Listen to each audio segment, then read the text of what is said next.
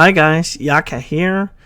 So here I am at it again. I've been doing my best to make Taunt Druid work, and I think I actually settled on something that makes sense, but it is a very different kind of deck from what I used to play and from one of my previous videos.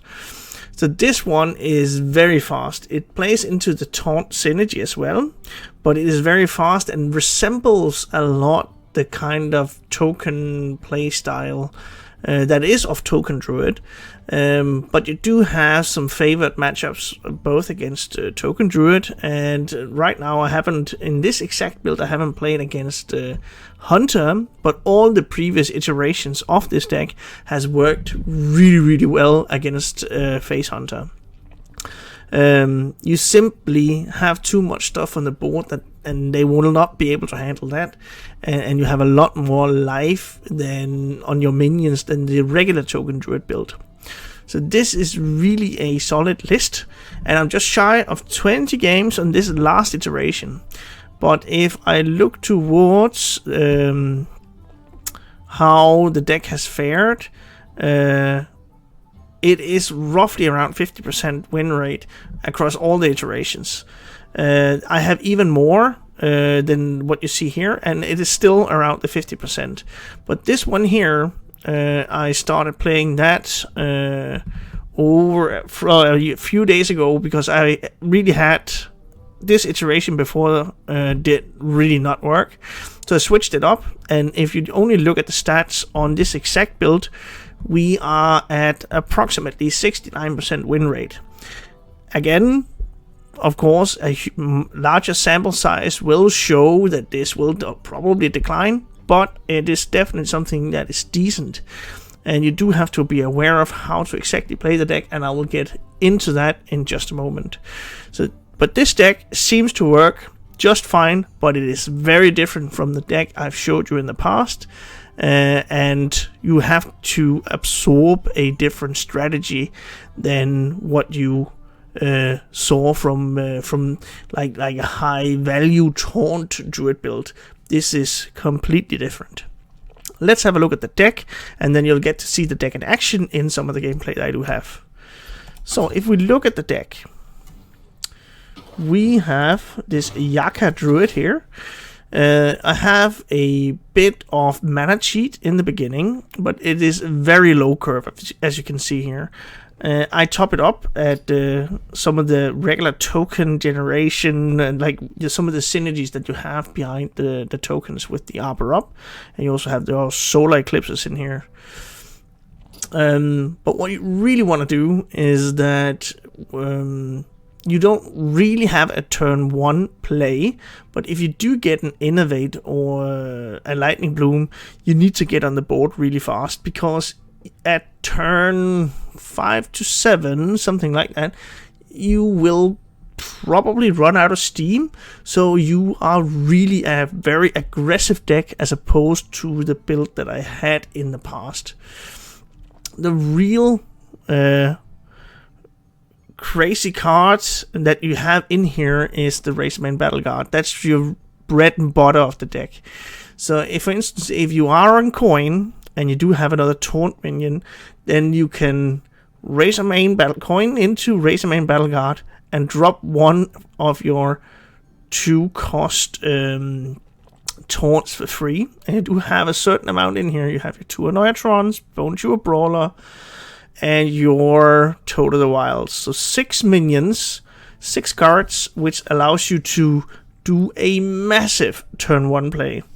And if the Razorman sticks, and many times it does because it's behind a taunt, then you get even more value out of it. I did run a for the aggressive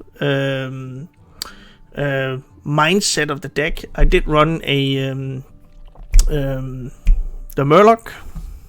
What is it called?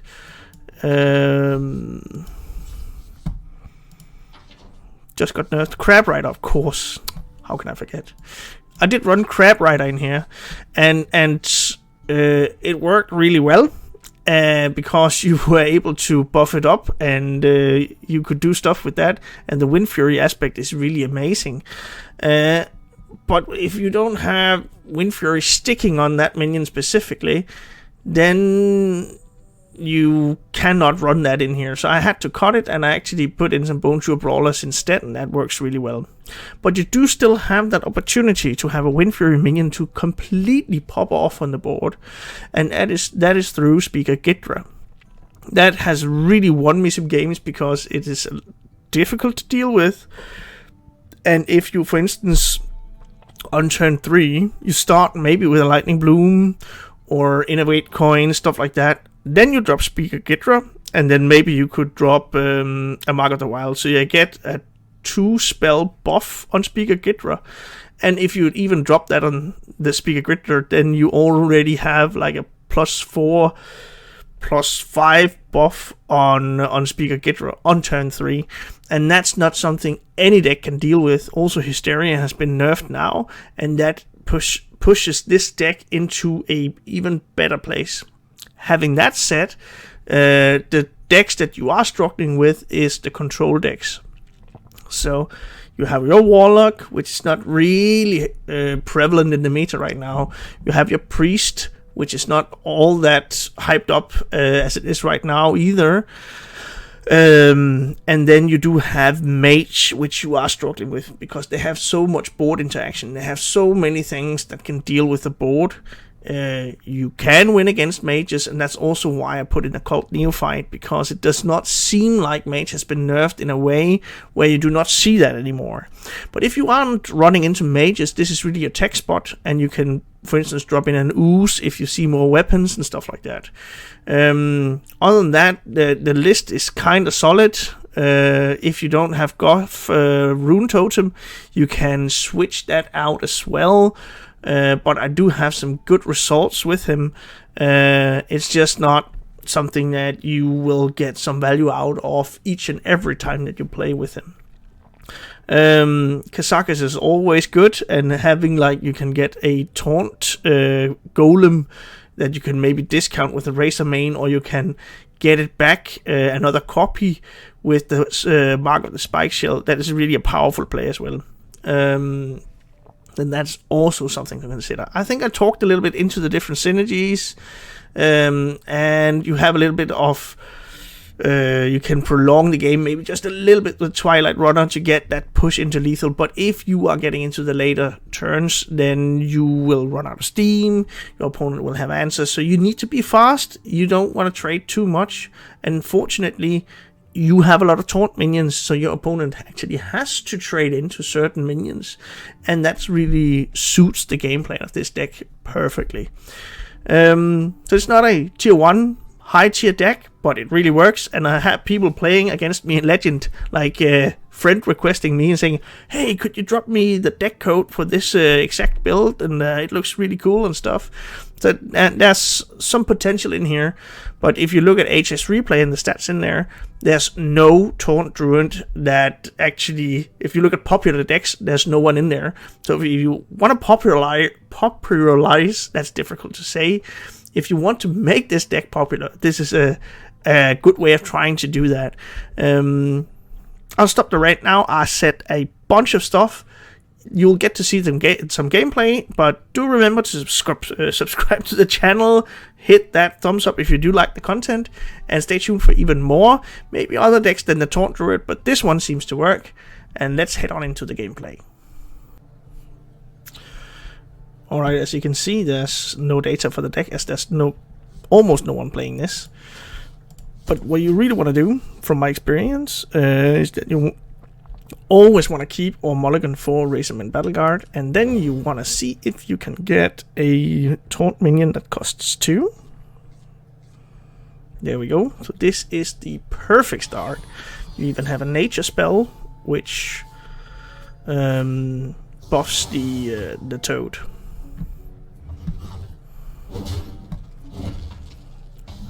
No one outside of exactly Token Druid can have such a strong start as this. And there we go. Next turn I can drop another 0 mana Toad or a 1 mana 3/4. Never stop searching. So now I could even, if we look at this, then I can spike one of the minions here, corrupt the Dreaming Drake, and innovate it. There's no way back for a Lifesteal Demon Hunter like this. I've played Lifesteal Demon Hunter a lot, and this is a... this is turn 2, by the way. Turn 2?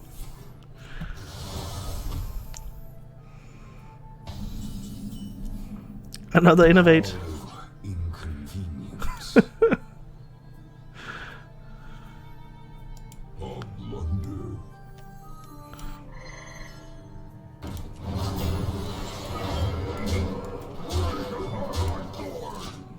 Did I forget to attack? Oops. I think I did.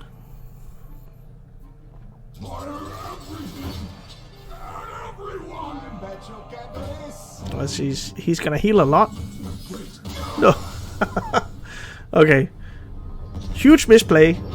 I think I missed the attack. But such a strong start is crazy, and that's really what you want to go for. It is such an aggressive deck.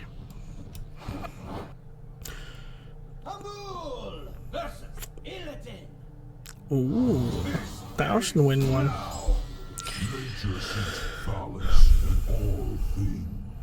Okay, I do have a low curve, and I could just throw these ones back in order to try and find a nature spell, but I would much rather want to get the Razorman Battle Guard. So I'm gonna drop those for a chance to get that. Okay. Okay, good alternative. Because this one he likely will not be able to manage. I'm gonna drop this one on turn 2. That's another Lifesteal Demon Hunter.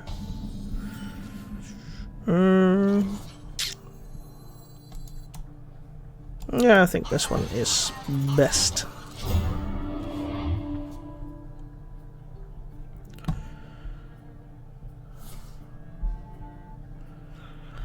And then Mark of the Spike Shell. Best draw would be one of the 1-drops.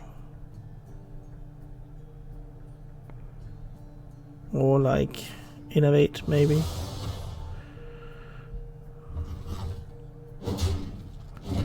But I need to go fast. One of the 1-drops or one of the 1-costs cards. So you can do this. And then Nature Studies into... Game is going to be over at that point in time, so I'm going to choose damage. We can even choose to Arbor up on this coming turn.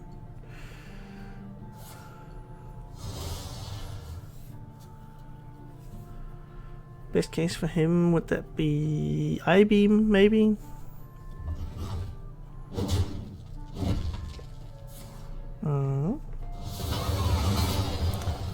And I'm probably going to...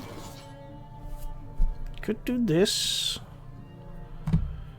And then Arbor up in the next turn.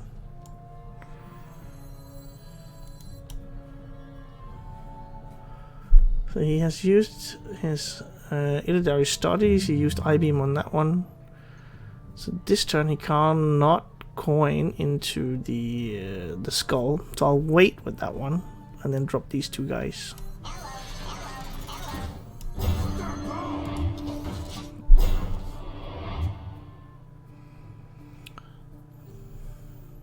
My eyes for vengeance.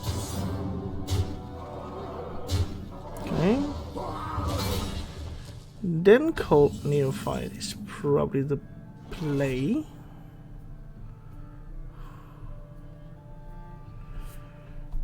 And I really, really want to go face.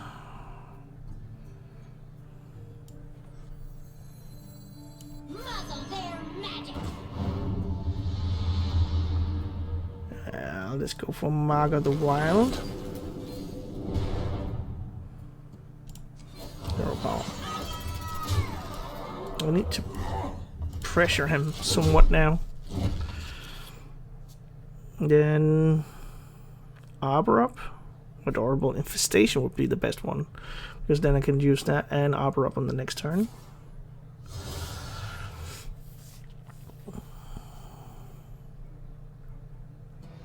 So this tech choice with the Cult Neophyte, if you're seeing like more poison rogues and stuff, you can exchange that for an ooze.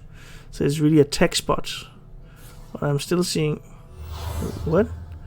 A mana for a mana? Did he mess up? Or what just happened? Okay. Adorable Infestation, there we go. I probably need to trade that one, because this board lines up just a little bit too good against a Immolation Aura. I kinda need to do this, which is a little bit annoying.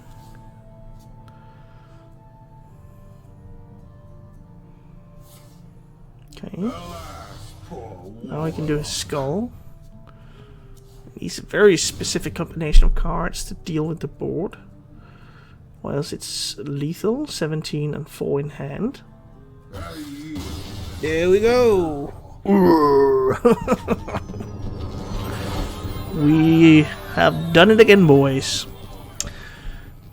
So there's different matchups, but really this one follows the token druid kind of approach, and it's just you have a favored win rate against other token druids, and specifically face hunter. So this one is doing quite okay. I'm not saying this is the end all be all of the meta, but it works. So far it works. So you can try it out if you like. There's some legendaries in here, but if you do have them, this is worth a shot, and you are going to get some really fast games as opposed to the previous Taunt Druid list that I presented in the past. With this, do remember to subscribe, and thanks for watching, guys.